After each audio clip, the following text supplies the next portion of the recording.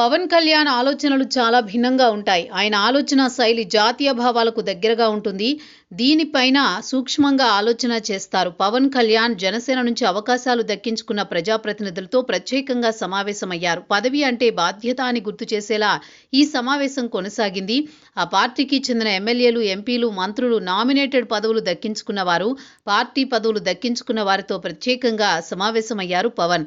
పదవి అంటే బాధ్యత అన్న విషయాన్ని గుర్తుంచుకోవాలని వారికి సూచించారు. మనం ఎంచుకునే మార్గం, పని చేయాలనుకున్న మార్గం స్పష్టంగా ఉండాలని సూచించారు. నక్సలైట్లు కూడా ఒక మంచి ఆలోచనతోనే ఉద్యమంలోకి వెళ్లారని, జన సైనికులు కూడా మంచి ఉద్దేశంతో పార్టీలో పనిచేయాలని సూచించారు.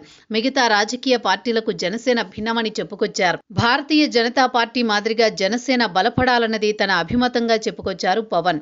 పదవులు అంటే బాధ్యత అని గుర్తు చేశారు. తాను నామినేటెడ్ పదవులు ఇచ్చిన విషయాన్ని చెప్పారు. ఎక్కడో ఉన్న రవికుమార్కు Srikakulam urban development authority chairman పదవి ఇచ్చానని, ఇలా చెప్పుకుంటూ పోతే ఎక్కడో ఉన్న నిజాయితీ పరులను గుర్తించి వారి అవసరాన్ని గుర్తెరిగి పదవులు కట్టబెట్టిన విషయాన్ని ప్రస్తావించారు. ఒక మంచి ఆశయంతో పనిచేస్తే ఫలితం దానంతట అదే దక్కుతుందని చెప్పుకొచ్చారు. భారతీయ జనతా పార్టీకి ప్రారంభంలో 2 పార్లమెంటు స్థానాలే ఉండేవి. కానీ ఈనాడు దేశవ్యాప్తంగా విస్తరించిన వైనాన్ని గుర్తు చేశారు. పవన్ చెబుతోంది నిజమే. ఎందుకంటే ఆ పార్టీకి ఎదురైన పరిణామాలు మరో రాజకీయ పార్టీకి ఎదురు కాలేదు. తొలి ఎన్నికల్లో 2 పార్టీలకు మద్దతు తెలిపారు.